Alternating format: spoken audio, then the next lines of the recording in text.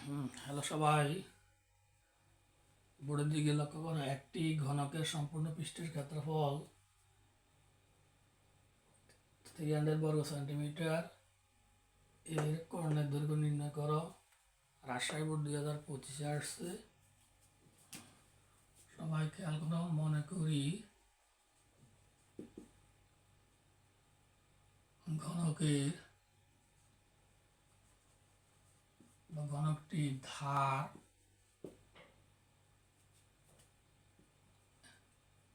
Centimetre. সুতরাং ঘনকটির সম্পূর্ণ পৃষ্ঠের ক্ষেত্রফল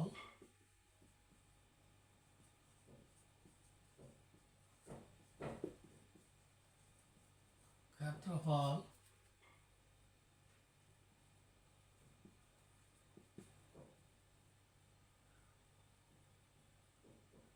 6a স্কয়ার বর্গ সেন্টিমিটার। কেমন? হ্যাঁ, দেওয়া আছে কি? দেওয়া আছে ক্ষেত্রফল কত দেওয়া আছে? 300 বর্গ সেন্টিমিটার। তাহলে আমরা শর্ত অনুসারে কি লিখতে পারি? শর্ত অনুসারে 300 বা a স্কয়ার ইকুয়াল টু 6 বা কত হয়? সুতরাং a ইকুয়াল টু কত হয়? কেমন? তাহলে কত হচ্ছে?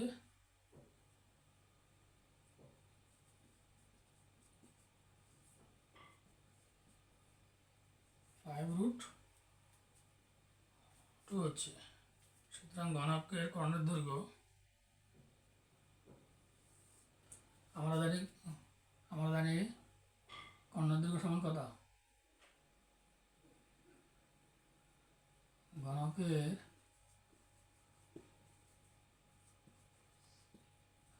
দৈর্ঘ্য √3a একক। কেমন? ঘনকের কর্ণের দৈর্ঘ্য কর্ণকের দৈর্ঘ্য √3a একক। কেমন? এটা কি আমরা জানি? অথবা লিখতে পারো আমরা জানি। তাহলে কত হচ্ছে? √3 ইন্টু এর মান কত? 5√2 সেন্টিমিটার। এটাই করলে কি হবে? 6 সেন্টিমিটার। এটাকে তুমি বাংলা কথা 12.247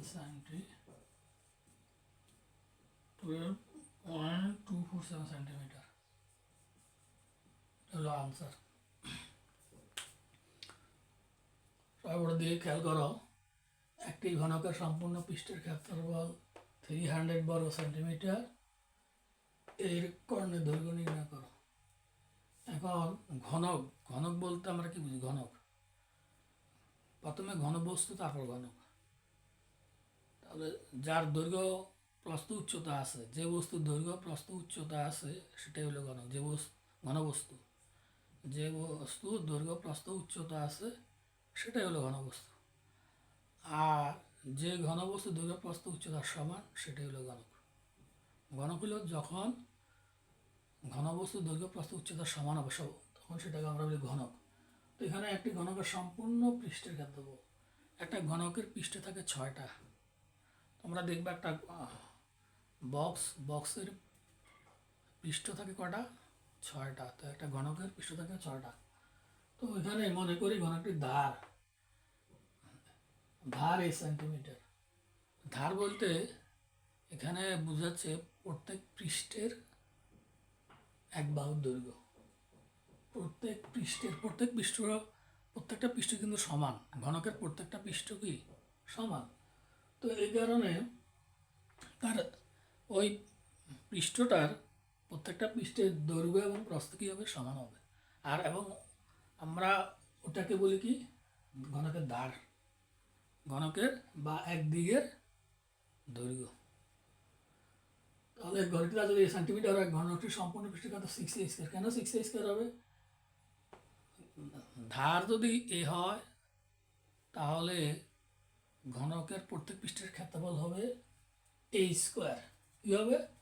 ইচ্ছা করলে এখানে লিখতে পারো ঘনকটির ধারে, সুতরাং সুতরাং প্রত্যেক পৃষ্ঠের ক্ষেত্রফল, প্রত্যেক পৃষ্ঠের ক্ষেত্রফল সমান 6a²। এটা দিলেও হবে, দিলে ভালো হয়, না দিলে হবে। সুতরাং ঘনকের সম্পূর্ণ পৃষ্ঠের ক্ষেত্রফল একটা, এটা হলো প্রত্যেক পৃষ্ঠ হলে a² আসবে। আর সম্পূর্ণ বলতে 6টা পৃষ্ঠ। কটা পৃষ্ঠ?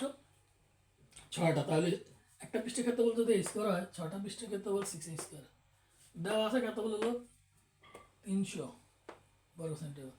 তাহলে শর্ত অনুসারে এটাও ক্ষেত্রফল, এটাও ক্ষেত্রফল লিখলাম। এখান থেকে কার মান নির্ণয় করলাম, দেখা যায় 50, 25 × 2, 25 করে যদি বের করে নিয়ে আসে বর্গমূল থেকে 5√2।